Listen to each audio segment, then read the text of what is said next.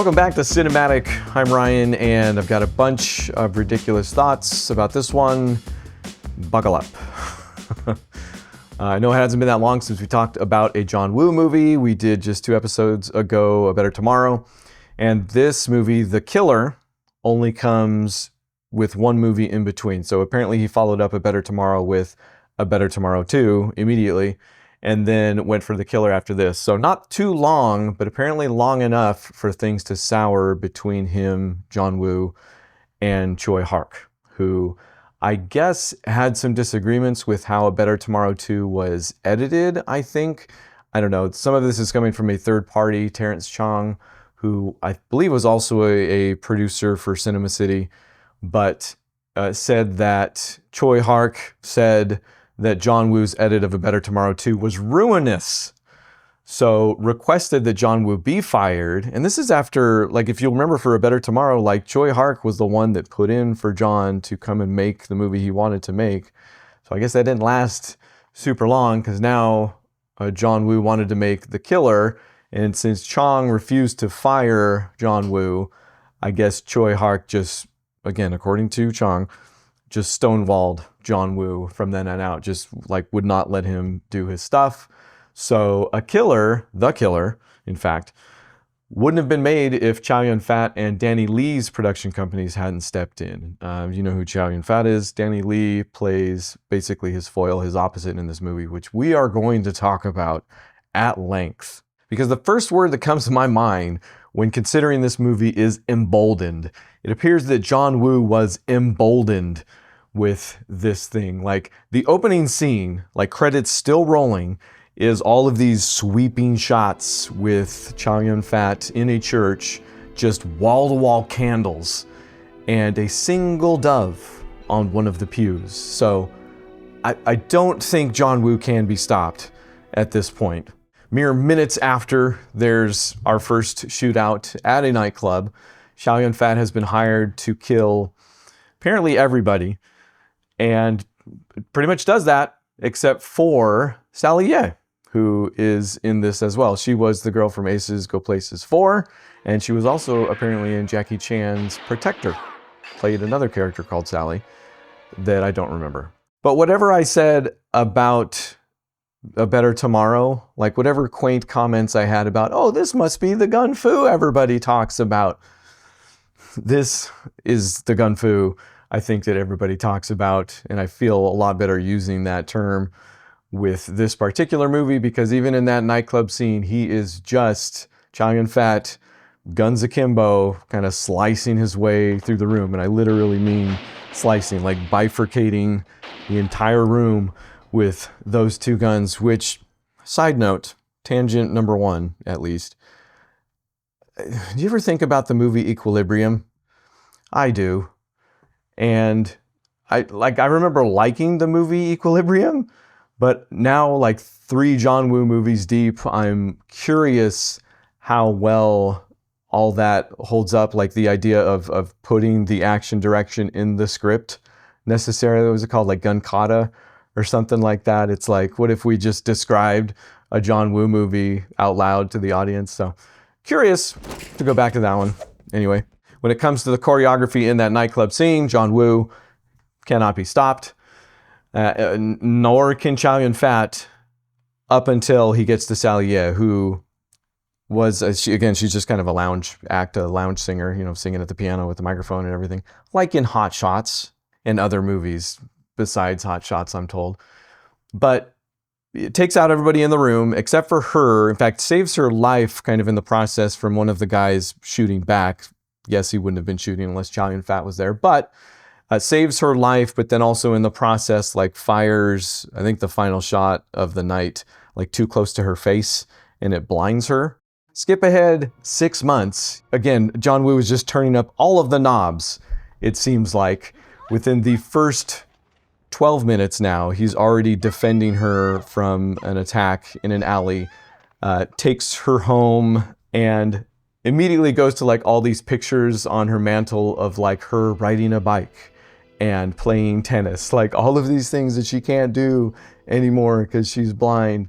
And then he finds the bloody scarf from that night still on her coat rack, and she like tells him about it. But she's like, don't worry about that. Here, let me put on some tea and some music. And she turns the music on, which the score is already pretty sad, violins, and turns on some music that is luckily in the subtitles, because the lyrics are, "Another quiet tear streaks down my face, another night of desolation and solitude." It is so good. Like, it hits you over the head so hard, and it doesn't hurt. So that gives us an idea for Chow Yun-fat's character. John, by the way, is his name, although it does show up differently in different places. I'm going to call him John from here on out. Then we get Inspector Danny Lee's, it's Inspector Lee, played by Danny Lee, his character. And his introduction is also just note perfect, although this is where I'll start to go down one of my pedantic rabbit holes of sorts, so fair warning, I'll come back to this. But he is an undercover cop at a gun deal. A beat cop pulls up and the gun dealer kills him, which forces Inspector Lee's and his partner's hand. But pretty much everybody gets shot except for the bad guy and Inspector Lee. Bad guy takes off. Inspector Lee is able to catch up to him in a bus that is just completely crowded, just full of people. And I'm going to undersell it. Like, I feel bad I cannot describe this sequence with any amount of justice. It's very, very great. And again, a very good introduction for the character overall. But he manages to get a shot off on the bad guy after he took a hostage, hits the bad guy is done, but the hostage had a heart condition and has a heart attack because of the incident and dies. So he's getting chewed out, censured because of it, even though, as he puts it, the bad guy was a psychopath. He had been following him for 7 months. He killed and killed and killed. He has just killed a police officer not minutes ago.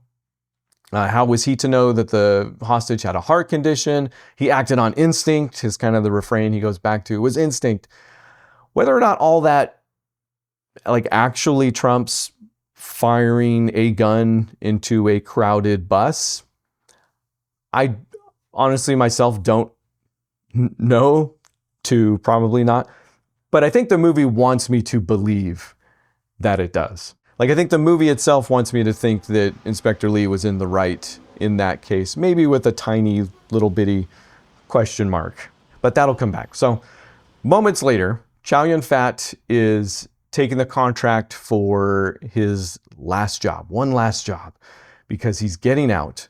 He's charging $1.5 million for the job so he can take Sally abroad for a cornea transplant, he says, as he picks up and plays his harmonica against the night sky, which I guess initially that was going to be a saxophone at some point. I don't know if this is one of the things that Choi had a problem with, but I guess John Woo wanted more jazz in this movie originally, and I think that included Chow Yun-fat playing a saxophone, which he could have pulled off.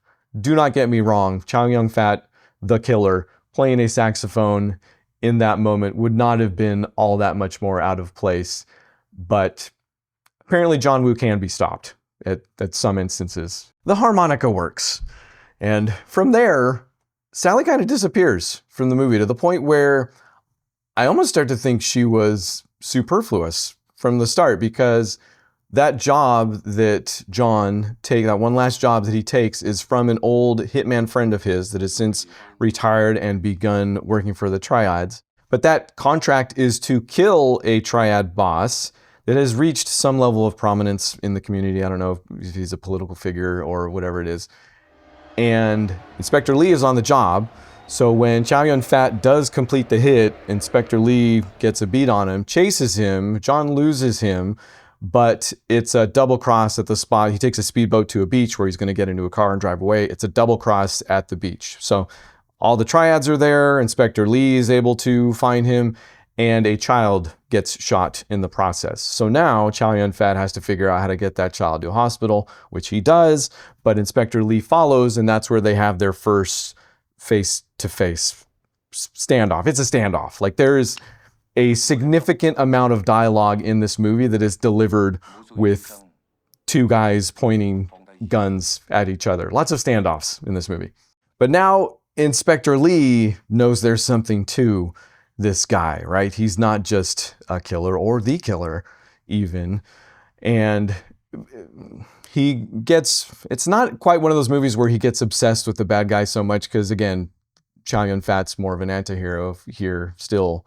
In fact, one of the lines the Inspector Lee has in the movie while he's trying to figure out this guy is that there's something heroic about him, which is like literally saying the quiet part out loud. But he's able to use that to track down Sally now that he knows the killer has a conscience, basically, and just camps out at Sally's apartment until Chow Yun-fat shows up. And in some ways, this is the scene I've been trying to get to because at least two things happening here. First, it's three guys. It's two in the Chow Yun-fat and Danny Lee's characters in the standoff, guns pointed at each other. Sally is blind, so she doesn't know the guns are there. She just thinks they're talking to each other, but Sally is also there. And then at one point, Inspector Lee's partner shows up. And at that point, three guys plus Sally, who has gone to get some tea and brought out the tea. It's a tiny bit, I'm not going to say this is a one-to-one or anything like that, but I could not help but think about Dirty Ho. That scene where Gordon Leo's at a wine tasting with a guy that's trying to kill him. Dirty Ho, or Ho is just normal Ho, he's not all the way not dirty yet, but he's still in it. Ho is there and he doesn't know exactly what's going on, so the kung fu is very small and kind of hidden from him. And again, not there's no outright kung fu in this scene, but there is choreography that, and maybe it's just the teacups too, for that matter, reminded me enough that I think there's something there with that. Either way, it's a great, fantastic scene. Second thing that happens in there, and I mentioned this with A Better Tomorrow also, but I keep seeing Michael Mann in John Woo's stuff. So tangent, maybe number 503 here. But I think I jumped the gun last time a little bit. I mentioned how Heat came out in 95 and John Woo was doing this back in the 80s or whatever. Michael Mann was doing this in 84 with Miami Vice, the TV show.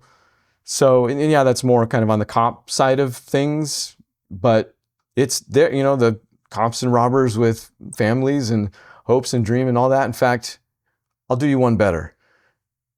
Michael Mann, I don't know how many people know this, but he did kind of a dry run at Heat with a TV movie called LA Takedown. It's kind of a bizarre experience that I think is worth watching to some degree, but that came out just 5 months after The Killer. So, again, maybe I'm going nuts. I couldn't find anything about them mentioning each other. Obviously, they know of each other and they've probably seen each other's movies, but at no point were they calling out each other as inspirations. I think what's more likely is they were probably drawing inspirations themselves from the same sources and kind of made things that were, I don't know. There's obviously some parallel thought going on, and neither one of them owns the whole hero-villain being two sides of the same coin trope. But halfway through the movie, through The Killer, I'm like, man, if these guys end up sitting down at a diner together, they don't. They sit down on a couch together, in the apartment, in Sally's apartment during that scene. And in my head, I know, some of you are like, well, Michael Mann's way more understated than John Woo, which, sure, because everybody is. But also, I don't think it's by much. Collateral was the most recent of Michael Mann's that I've watched, and I love Collateral. But that scene where the wolf comes in front of the cab and they all stop and look at it, switch it out, put it in any John Woo movie, and it fits. Just because Michael Mann's using wolves instead of doves still counts. Anyway, so they have their diner scene on Jenny's couch. Chow Yun-fat does escape again. But if by the end of that conversation you haven't clued into the fact that that is the relationship of the movie, Chow Yun-fat and Inspector Lee is the relationship of this movie, then not much else is going to make sense, you could say. But also, none of the characters or relationships seem really shortchanged except for maybe Sally, yeah. But she's driving a lot of the plot, at least technically. But there's also John and his, old friend Sydney that went to work for the mob and regrets kind of setting him up and gets taken back into his good graces and goes out, makes a deal about going to get the money that John was owed for doing that hit instead of the double cross. And that whole sequence of him going out and doing that and kind of proving his worth, and then, yes, also kind of definitely passing away. Spoiler alert. The way all of those relationships are done and also collide, there's a part towards the middle of the movie where Inspector Lee has told Sally who John actually is.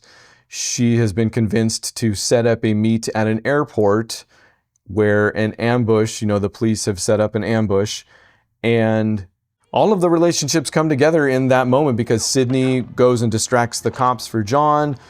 Sally, in the middle of it, kind of changes her mind and is like, John, get out of here, it's a trap. But he still is able to use a bunch of Japanese tourists as a distraction and is able to take her out of that situation still. The cat and mouse of this thing is also super good, the way that Chow Yun-fat just slips away every single time. But this leads to a showdown of sorts at John's house. John takes Sally back to his house where, I forget, both the cops and the gangsters find out where this is at. So they converge kind of all at once. And this is the moment that forces Inspector Lee and Chow Yun-fat to join forces to fend off the mob. Also Inspector Lee in the moment, which I feel like I'm always talking about how I love action sequences that don't halt the story in a way. And this is one of those. It's not, rare in a John Woo film. In fact, even in A Better Tomorrow, where, they were working out their feelings all while they were shooting guns. This is one of those instances as well. But it works. And again, you get what you really want is for those two to come together and wreck shop. So they do. And they succeed against the gangsters. They escape and hole up in a church. That church from the beginning, in fact, where the doves have more than multiplied. I guess if you talk to John Woo, he says that the doves kind of represent spirits in a way. So given the amount of deaths that have happened so far, kind of fits, strangely enough. But more doves, more church, and it's a very good action set piece. I'll get that out of the way right now. If you're looking for that, you will not be disappointed. It's almost reminiscent of Last Hurrah for Chivalry even. The good guys are in white, so they're also white and red for the blood, but both of them kind of on either side of the law, still just going, it's good. Here's the thing, here's the rabbit hole. For a movie that does depend on and wonderfully portray these relationships, and it does go the full 2 hours, whereas, I was kind of amazed that A Better Tomorrow did what it did in just 90 minutes. This has the time. I guess there was a 2 hour plus cut that John Woo did agree with, and this is 1 hour 52 or something like that he said is much better, but still close to the full 2 hours. And super spoilers at this point, but Chow Yun-fat's character dies. Jenny's fine. And Inspector Lee is so shaken by this that he walks up to the triad guy. It turns out this is also a little bit of that story where the new triads are coming up and don't have the honor that the old triads had. And the big bad who hired John to take out that triad boss, that was his uncle, and that was just him trying to move up in the ranks. But so he has, also killed a bunch of people, super bad guy, and has given up at this point. So he's just sitting there, hands behind his head, on his knees, surrounded by policemen. And Inspector Lee is so distraught from John's death, it seems, that he walks up and shoots the guy point blank. And academically, I feel like I've said this before, I get it.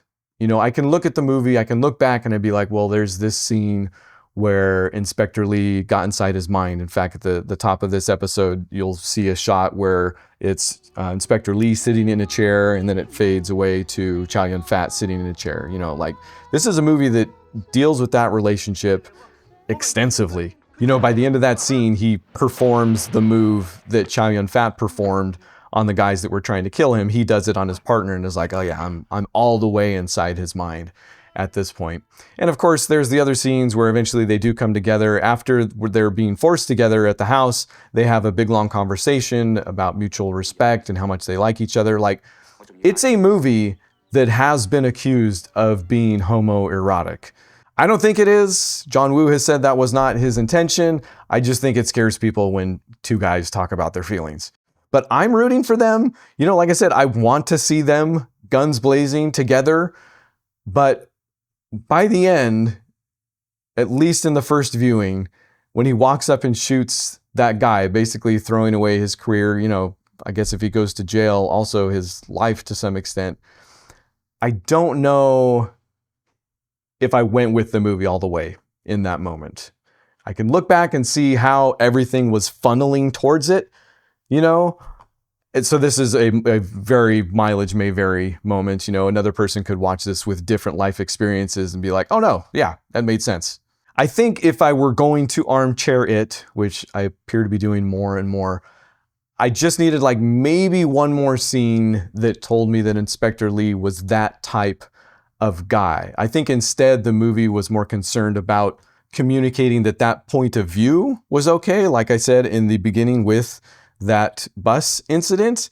But by the end, the bus incident is kind of all I had to be like, oh yeah, that's something that Inspector Lee would do. And I don't know if, again, the scales tipped far enough for me in that moment, first time around. But is it a very, very, very good movie that I had a tiny pedantic issue with? Yes. So go check out The Killer. I was also happy to find out that, so Wikipedia calls it one of John Woo's stepping stones into Hollywood, doesn't necessarily expound upon that, except to say that the movie itself wasn't received super well in Hong Kong at first, but a lot of that they attribute to the Tiananmen Square massacre that had just happened. But Terrence Chong, again, that producer from before, said that he felt the movie was somewhat resented, quote unquote, in Hong Kong, or at the very least much more appreciated abroad, which, you know, one of the things I have gathered, in fact, it might have been all the way back in college, was that when a lot of these Hong Kong action directors left, it was for perceived feelings of appreciation elsewhere.